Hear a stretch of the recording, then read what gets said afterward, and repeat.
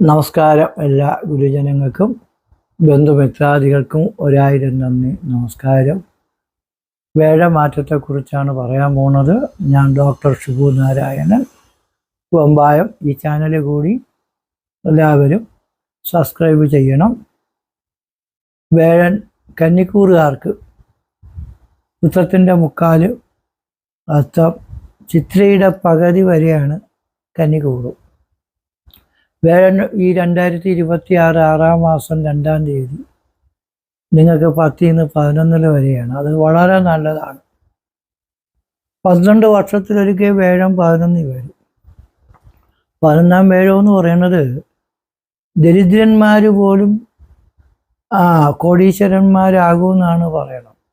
ഇപ്പോൾ ചെറിയ ചെറിയ പ്രവൃത്തികൾ ചെയ്യുന്നവർക്കും വലിയ നേട്ടങ്ങൾ കിട്ടും. അവരുടെ ബിസിനസ്, ജോലി, അധികാരം, അഭിവൃദ്ധി, എല്ലാത്തിലും വളരെ അഭിവൃദ്ധിയും ഐശ്വര്യങ്ങളും പുരോഗതികളും കിട്ടുന്ന സമയം. സ്ഥിരമായിട്ടിരിക്കുന്ന ആൾ ഹീറാവണ സമയമാണ്. അതുകൊണ്ട് 11 വേഴം നിൽക്കുമ്പോൾ സർവാഭീഷ്ടാഗമോ ജ്യേഷ്ഠഭ്രാത നിജാത്മജ പാമകർണോ അർത്ഥരാവശ്യ ചിന്തിയാത് ഏകാദശാദിമേ. സർവാഭീഷ്ടാഗമം, എന്ത് ആഗ്രഹങ്ങളുണ്ടെങ്കിലും നിങ്ങൾക്ക് നേടാൻ പറ്റുമെന്നാണ്. പഠിക്കണം, ജയിക്കണം, ജോലി വാങ്ങിക്കണം, വിദേശത്ത് പോകണം, ബിസിനസ്, എന്ത് വേണോ ചെയ്തോ. ഈ സമയത്ത് നമുക്ക് വളരെ അനുകൂലമാണ്. അങ്ങനെ സർവാഭിഷ്ടങ്ങളും ഇഷ്ടകാര്യങ്ങളെല്ലാം നേടി ജയിക്കും. സമ്പത്ത്, സന്തതി, സൗഭാഗ്യമൊക്കെ കിട്ടും. ജ്യേഷ്ഠന്മാരെ കൊണ്ട്, സഹോദരങ്ങളെപ്പോലുള്ള ആൾക്കാർ, സഹോദരങ്ങൾ ഇവരെയൊക്കെ കൊണ്ടുള്ള സഹായങ്ങൾ കിട്ടും. അർത്ഥലാഭം, നിറയെ പൈസ കിട്ടും. നമ്മൾ ഏത് പരീക്ഷയ്ക്ക് നല്ല ഹൈ മാർക്ക് കിട്ടും, പ്രൊമോഷൻ കിട്ടും, സാലറി കിട്ടും, പ്രോഫിറ്റ് കിട്ടും, കമ്മീഷൻ കിട്ടും. കലാ, രാഷ്ട്രീയ, പൊതുപ്രവർത്തന രംഗങ്ങളിലൊക്കെ പ്രവർത്തിക്കുന്നവർക്ക് അവസരം കിട്ടും, അധികാരം കിട്ടും. അങ്ങനെ എവിടെ ചെന്നാലും, നമ്മളൊരു മുറുക്കാൻ കട തുടങ്ങിയാലും അത് ഒരു സൂപ്പർ മാർക്കറ്റ് ആവുന്ന തരത്തിൽ വലിയ നേട്ടങ്ങൾ കിട്ടി, കോട്ടങ്ങൾ മാറി കിട്ടുന്ന സമയം. കൂടാതെ നമുക്ക് 11 വേഴം നിന്ന 4 ഫലങ്ങളാണ്. ഒന്ന്, വിദ്യാരോഗ്യം, ദീർഘ ആയുസ്സും ആരോഗ്യം കിട്ടുമെന്നാണ്. സ്വന്തമായിട്ട് ആശുപത്രി ഉള്ളവർക്ക് പോലും കിട്ടാത്ത 2 സാധനങ്ങളാണ് ആയുസ്സും ആരോഗ്യവും. നിങ്ങൾക്ക് ആയുസ് കിട്ടാൻ ഏതെങ്കിലും ആശുപത്രി പോയാൽ പറ്റും. ആശുപത്രിക്കാർ സർജറി ചെയ്തില്ലെങ്കിൽ മരിക്കുമെന്നോ? സർജറി ചെയ്ത് എത്രയോ പേര് മരിക്കുന്നു. മരണമില്ലാത്ത ആശുപത്രികളുണ്ടാകും എങ്കിൽ നമുക്ക് സമീപിക്കാൻ കുഴപ്പമില്ല. എല്ലാ ആശുപത്രിയിലും ദിവസം പ്രതി ജനനവും നടക്കുന്നുണ്ട്, മരണവും നടക്കുന്നുണ്ട്. അപ്പോൾ അതൊരു ആശുപത്രിക്കാരുടെ മിടുക്ക് കൊണ്ടാണ് ആയുസ് കിട്ടിയതെന്ന് അവർ പറയും. പക്ഷെ നമുക്കത് പറയാൻ പറ്റില്ല. ആയുസ്സും ആരോഗ്യവും ഭഗവാൻ തന്നാലേ ഉള്ളൂ. വിദ്യാരോഗ്യം, ദീർഘായുസ്സും ആരോഗ്യവും കിട്ടും. ഒന്ന് ക്ഷമിക്കണം. ആരോഗ്യം കിട്ടണമെങ്കിൽ ഒന്ന് ക്ഷമിക്കണം. പെട്ടെന്ന് നമുക്ക് ആരോഗ്യം വീണ്ടെടുക്കാനൊന്നും പറ്റില്ല. അപ്പോൾ നമ്മൾ ആ മരുന്നും മന്ത്രമൊക്കെ ചെയ്ത് ആഹാരമൊക്കെ കഴിച്ച് ശരിയായി വരുമ്പോഴാണ് ഉണങ്ങി ചൂട്ടായിട്ടിരിക്കണം നമ്മൾ നല്ല ആരോഗ്യ സൗന്ദര്യമുള്ള വ്യക്തികളായിട്ട് മാറണം. ആശുപത്രിയിൽ പോയി ആഹാരം കഴിക്കാൻ സമ്മതിക്കില്ല. പിന്നെ നമുക്ക് ആരോഗ്യ സൗന്ദര്യം കിട്ടാനും പാടായിരിക്കും എന്നുള്ളതും ഓർമ്മിക്കണം. അതിൻ്റെ ആഹാരമൊക്കെ കഴിക്കണം. നമ്മൾ തിന്നാലും തിന്നില്ലെങ്കിലും ജോത്സ്യൻ്റെ ഭാഷയിൽ പറഞ്ഞാൽ ആയുസ് തരുന്നത് ഭഗവാനാണ്. നമ്മൾ കഴിച്ചാലും കഴിച്ചില്ലെങ്കിലും ചാവായോഗം ഉണ്ടെങ്കിൽ, കിഡ്നി മാറ്റിയാൽ, കരൾ മാറ്റിയാൽ, വാൾവ് മാറ്റിയാൽ, ചാവായോഗം ഉണ്ടെങ്കിൽ തീർച്ചയായിട്ടും മരിച്ചിരിക്കും. അതാണ് കാര്യം. പിന്നെ ഈ ഡോക്ടർമാർ ഇരിക്കാത്തത് അതും ഒരു ചോദ്യമാണ്. വായിച്ചു 2 ദിഷണി അനുകൂലേ പ്രായോ അനുകൂലാക സകലാശദേവ. എല്ലാ ദേവന്മാരും നിങ്ങൾക്ക് അനുകൂലിച്ച് നിൽക്കുന്ന സമയമാണ്. ശിവനും വിഷ്ണുവും ദേവിയും അള്ളാഹുവും അതേപോലെ ഉണ്ണിയേശുവും യേശുപ്പച്ചനും പരിശുദ്ധ മാതാവും സഞ്ജോജും സഞ്ജൂടും എല്ലാ ദൈവങ്ങളും സർവ്വദൈവങ്ങളും നമുക്ക് അനുകൂലിച്ച് നിൽക്കുന്നത്. ഏത് അമ്പലം കണ്ടാലും, ദൈവങ്ങളെ കണ്ടാലും, പള്ളിയെ കണ്ടാലും മുടലും പ്രാർത്ഥിച്ചോളണം. അങ്ങനെ എല്ലാ ദേവന്മാരുടെ അനുകൂലം കിട്ടിയാൽ, എല്ലാവരുടെ പ്രീതിയും കിട്ടിയാൽ നമ്മൾ രക്ഷപ്പെടും.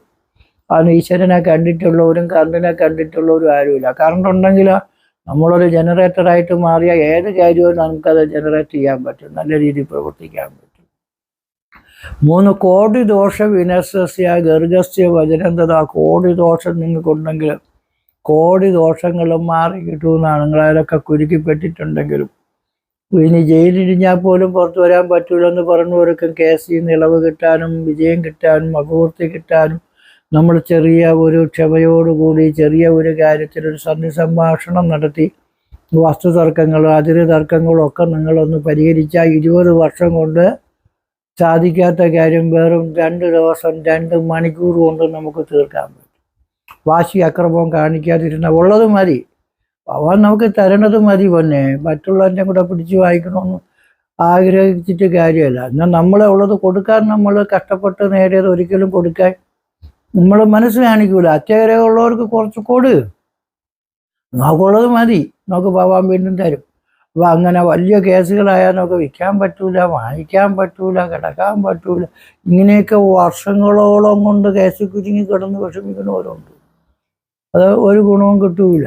വക്കീൽ കേസ് തോറ്റുവെന്നും കൊണ്ട് വക്കീലിനെതിരെ കോടതിക്കെതിരെ കേസ് കൊടുക്കാൻ പറ്റൂ? ഇല്ല, അതൊന്നും പറ്റൂല. അതുകൊണ്ട് കിട്ടണ വാങ്ങിച്ചോ, അങ്ങനെയാണ് കാര്യം. അപ്പോൾ അതുകൊണ്ട് കേസുകളും ശത്രുക്കളെയൊക്കെ ജയിക്കാൻ പറ്റും.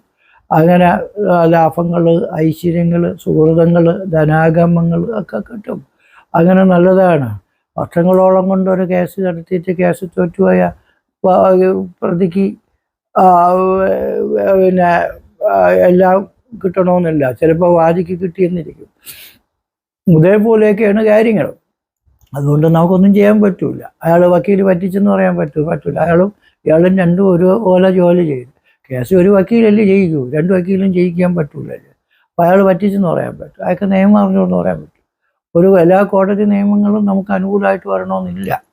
അപ്പോൾ അതുകൊണ്ട് നമ്മൾ എന്ത് ചെയ്യണം? വാശി വിരോധങ്ങൾ കുറച്ച് മാറ്റണം. കാരണം ചിങ്ങക്കൂടാറ് വാശിക്ക് വാശിയാണ്.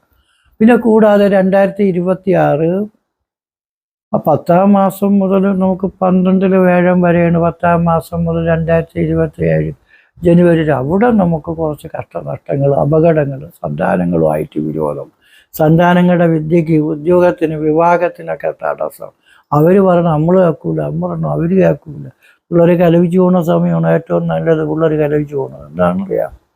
പിള്ളേർ മരിച്ചു വേർവിടുകയോ കലവിച്ചു വേർവിടുകയോ ചെയ്യും. അപ്പോൾ ആ സമയത്ത് പിള്ളേരെ കാര്യത്തിൽ ഇടപെടാൻ ഉപദേശങ്ങളാവാം, ഉപദ്രവങ്ങളായിക്കൂടാ.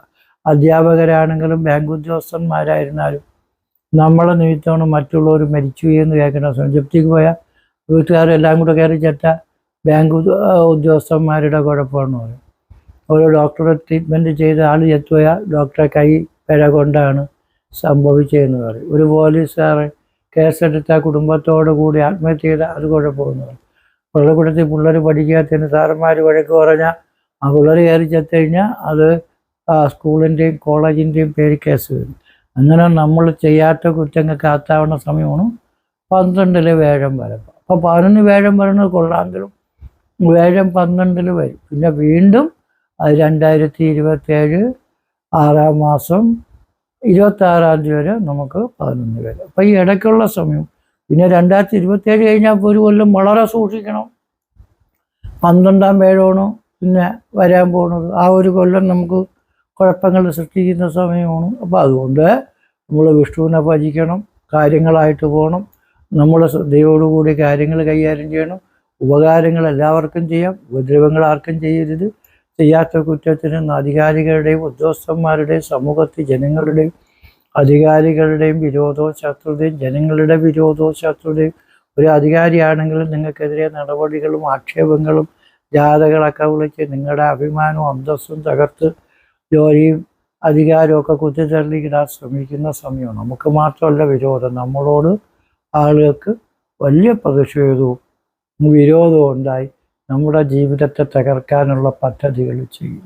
12 വേഴം വരുമ്പോൾ കോടീശ്വരൻ ദരിദ്രനായി പോകുന്നതാണ്. സാമ്പത്തിക ഇടപാട് കൊടുത്താലും വാങ്ങിച്ചാലെല്ലാം വളരെ സൂക്ഷ്മതയോടുകൂടി കൈകാര്യം ചെയ്യണം. കാരണം 12 വേഴം നിൽക്കുമ്പോൾ ഒരു സമ്പന്നം ദരിദ്രനായി പോകുന്നതാണ്. ഇ ഡി പിടിക്കുന്നതും ഇൻകം ടാക്സ് പിടിക്കുന്നതും ബാങ്ക് ജപ്തി ചെയ്യുന്നതും ഒരുപാട് കടങ്ങൾ വന്നാൽ നമ്മളെ കൊണ്ട് മെയിൻറ്റെയിൻ ചെയ്യാൻ പറ്റില്ല. അതുകൊണ്ട് വലിയ കടങ്ങളും അഭ്യാസങ്ങളൊന്നും കാണിക്കലും ഉള്ളത് കൊണ്ട് ഓണം പോലെ ജീവിച്ച് ഭഗവാനെ ഭജിച്ച് എല്ലാവരോടും വിരോധം കാണിക്കാതെ സ്നേഹം കാണിച്ച് പറ്റുന്ന സഹായങ്ങൾ ചെയ്ത് ബന്ധുക്കളോടൊക്കെ മയമായിട്ട് പെരുമാറിയ അത്രയും സമാധാനത്തോടു കൂടി ജീവിത നേട്ടങ്ങൾ നമുക്ക് കൈവരിക്കാൻ പറ്റും. നമുക്ക് ഗ്രഹപ്പഴയ നാളുകൾ പറയില്ല, എന്തോരോ ഗ്രഹപ്പഴകൾ വരുമ്പോഴാണ് നമ്മൾ വമ്പന്മാരും കുമ്പന്മാരും ഒക്കെ തകർന്ന് വീണ് പോണത്. അപ്പോൾ അതുകൊണ്ട് നമുക്ക് 12 വേഴം വരുന്ന ആ കാലഘട്ടം ഒന്ന് നോട്ട് ചെയ്ത് വെച്ചോളം. തടസ്സം മാറാൻ നമുക്ക് ഗണപതി ഹോമം, ഭഗവത് സേവ, മൃത്യുഞ്ജോമം, ഐശ്വര്യപൂജ, ശത്രുസംഹാര പൂജയൊക്കെ ചെയ്യുമ്പോൾ കുറേയൊക്കെ ദോഷങ്ങളുമാണ്. കാലഭൈരവ സ്വാമി ക്ഷേത്രത്തിലും പറ്റുമെങ്കിൽ വരാൻ പറ്റണവർ ഈ വേഴം മാറുന്ന സമയത്തായിരുന്നാലും മതി. ആ കാലഭൈരവനൊന്ന് ദർശനം നടത്തണം. ശനിയുടെയും അതേപോലെ മറ്റ് ദേവന്മാരുടെയൊക്കെ അധിപനാണ് ഈ കാലഭൈരവൻ. എല്ലാ മൃത്യുദോഷങ്ങൾ, ശത്രുദോഷങ്ങളൊക്കെ മാറ്റിത്തരും. പിന്നെ ശനി നമുക്ക് കണ്ടക ശനിയായിട്ട് നിൽക്കുകയാണ്. ശനിയുടെ ദോഷം മാറി. അതുകൊണ്ട് പരിഹാരങ്ങളും വേണം. ജാതകം പരിശോധിച്ച് നോക്കണം. ജാതകത്തിൽ നല്ല യോഗങ്ങൾ, ഭാഗ്യങ്ങൾ, പ്രവൃത്തികൾ, ദശാകാല ഗുണങ്ങളൊക്കെ ഉണ്ടെങ്കിൽ ദോഷങ്ങൾ ബാധിക്കില്ല. ഈ ഗ്രഹപ്പിഴകളൊന്നും ബാധിക്കില്ല.